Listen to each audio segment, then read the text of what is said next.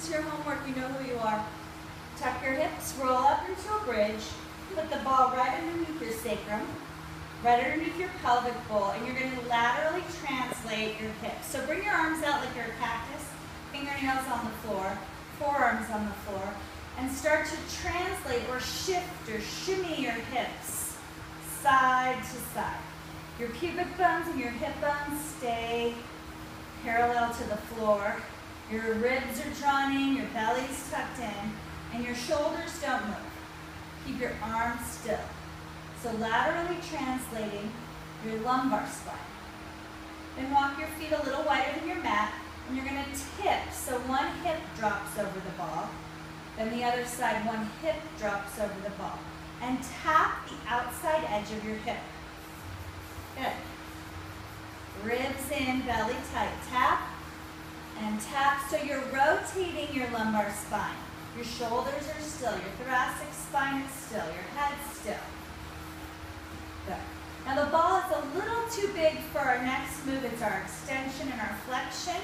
But drop your tailbone over the ball. So kind of draw your heels in a little bit. Good. Arch. Nice, Melissa. Good. Tuck your tailbone under. And then arch like crazy. Put your sitting bones on the floor. And then tuck. And arch. And tuck. So this is forward flexion. And then extension back down. Flexion up. Extension down. Flexion up. Extension. Tuck your pelvis. Lift up off the ball. And roll down bone by bone. Feel your rib cage. Feel your waist for a while, and then drop your tailbone. Bring your hands up with the ball, tuck your chin, and peel up bone by bone. Now put the ball right in the middle of your rib cage. Ladies, above your bra strap, caress back, hands back, and bring your armpit from one wall to the other. Your hips are quiet. You're translating your thoracic spine. Shift your ribs side to side. Your hips are quiet. Hips are still. Anchor.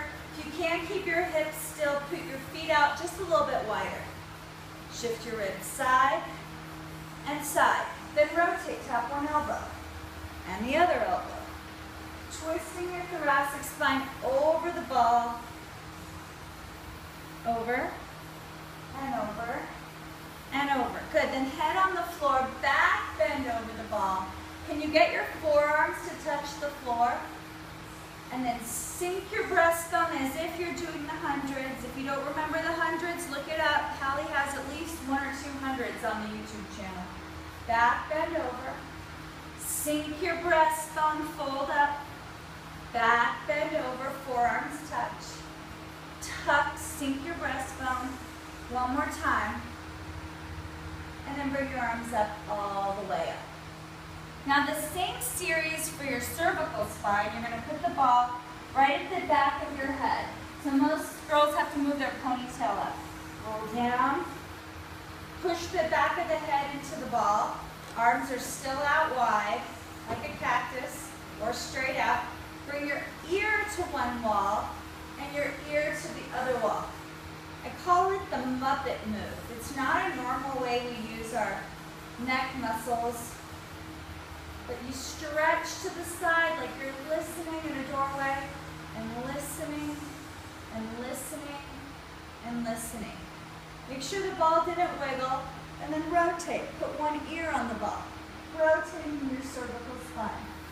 One ear, and the other ear, and the other ear. Now my very favorite and one of the most important things you can do for your cervical spine, lift your chin up to the ceiling. Extend your cervical spine. And then drop your chin to your chest. Stretch your cervical spine. Extend, open, and flex. I know this must look so weird. Extend and flex. But it feels really fantastic. Extend and flex. It'll keep your head on your shoulders. My grandmother used to say, make sure he has a good head on his shoulders. You should have a good head on your shoulders. Up and chin to your chest. One more time. Up, chin to your chest. Take the ball out from behind your head. Gather up your shoulder blades, drop your chin, peel up bone by bone. Thank you so much, you guys.